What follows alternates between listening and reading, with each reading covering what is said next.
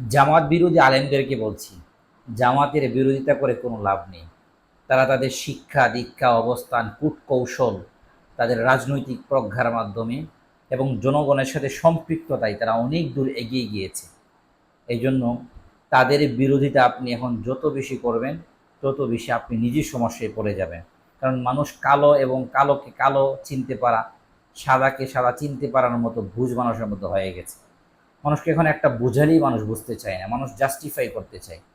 এই জন্য দেখেন, আপনারা যতই জামাতের বিরোধিতা করছেন, বিভিন্ন রকম কথাবার্তা বলছেন, তাদের দায়িত্বশীল জায়গা থেকে তারা একটা কথাও বলে না, এর কোনো প্রতিবাদ করে না। খেয়াল করেছেন? এই জন্য এদের বিরোধিতা করে লাভ নাই। তারা এখন রাষ্ট্র ক্ষমতার একেবারে দ্বার প্রান্তে আছে। শুধু ক্ষমতার না, অনেক দিক থেকেই তারা অনেক দূর এগিয়ে গিয়েছে। তারা যদি ক্ষমতায় নাও আসে, যে পরিমাণ শক্তি অর্জন করেছে, এটাতে অনেক কিছু তারা করতে পারে।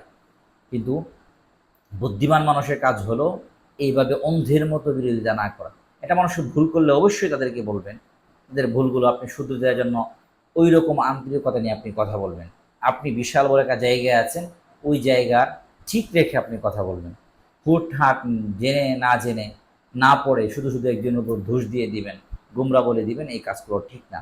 এতে করে কওমি ওলামা একরামের জনগণের সাথে সম্পৃক্ততা ভাবমূর্তি দিন দিন নষ্ট হয়ে যাচ্ছে। আমরা চাচ্ছি না এ একটা ভালো একটা খারাপ একটা জায়গায় কওমি ওলামা একরাম চলে আসুক। আমরা তো কই মাসে পড়েছি, এখনো আছি।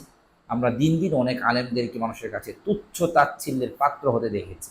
এই জন্য সবাইকে বলবো যে এইরকম অন্ধের মতো বিরোধিতা না করে আমাদের মধ্যে আপোষের জায়গায় আসা এবং একজন অন্যের প্রতি দিন কায়েমের ক্ষেত্রে ভালোবাসা থাকা। আল্লাহ আমাদেরকে তৌফিক দান করুক। আমিন।